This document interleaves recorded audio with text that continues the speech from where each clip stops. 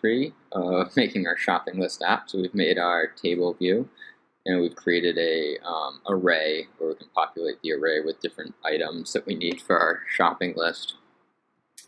In this video, we are going to get this add button working, and we are also going to save and load the data. So we're going to start with this on add button pressed. So here we're going to use something called if-let. If we're allowed to, we're going to create a new item name, and it's going to be equal to our text field.text.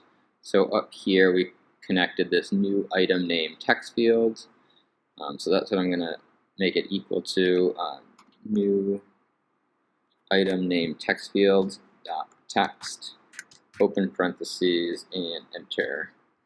So the reason why we're doing an if-let is because there might or might not be information in this new item text field. So by using this if-let, if there is information, we're going to assign it, and we're going to run the code inside of this these curly brackets. And if there isn't any information there, it will just exit out. So it should not crash our app if there's no information there. If there is information in that text field, we're going to say let new item be equal to, it's going to be a class of item that we created, and we have to initialize that with a name. And the name we're going to use is new item name, the one we created right here. If there is information there, then we want to clear out the text field so that somebody can enter something else in. So again, I'm going to say the name of the text field, new item text field dot text is equal to blank. That should clear it. And then we're going to append our array with this item that the person just added in. So the name of our array, I believe, is items dot append. Append just means add on a new element onto the end of it. And that new element we're going to end is the new item. And then we want to reload the data for the table view. So the name of the table view is shopping table view, I think. Dot reload data. So that that new data will appear in the text field. So that new data will appear in the table view. Sorry about that. We can run it just to make sure that it is working.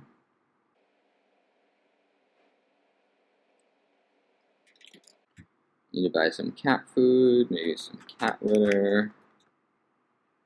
And that button is working to add items to our table view. Cool. Next up, we want to save and load this data so that our shopping list doesn't disappear. All right, we're going to create two functions, one called load data and one called save data. So use that keyword func, give it a name like save data, open close parentheses, open close curly brackets inside of the curly brackets for save data. We are going to say if let encoded equals try question mark JSON, meaning JavaScript object notation, encoder, open close parentheses, dot encode items, open curly brackets, enter for the closing curly brackets, user defaults, dot standard, dot set, encoded for key items. So we're going to save this information under the user defaults, and we're going to set this key item so we can retrieve it with that key items. Now we are getting an error. So it's telling us that our class that we created, item, does not conform to these JSON protocols to be encodable. So we need to go into our item.swift file, and for our class item, we need to make it encodable.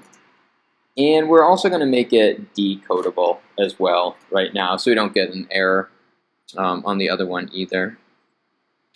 So now that we have that in there, I can go up to product, clean build folder, and that error should go away. And this is going to save our data. It's going to save our array of items. Now for load data, I'm going to go over that code with you as well. We are going to say if let objects is equal to user defaults.standard.value for key item. So we're passing in this key that we created when we saved the data, and we're loading it as data. If let objects decoded equals try question mark JSON. So again, that's JavaScript object notation decoder, open close parentheses dot decode array dot self comma from colon objects as, and that array, it's going to be array of type item. Open parentheses, open curly brackets, close curly brackets, and we're going to say items equals objects decoded. So we're going to load those objects decoded right into our items array. And that should populate our data. Now we do have to call these functions, because these functions that we created will not run unless we call them. So at the end of this add button pressed, I'm just going to add the save data. And on the view did load, after this, after we load those two items, I'm just going to load the data. I'm going to call that function we created load data. And now when I press play, I should be able to save the information.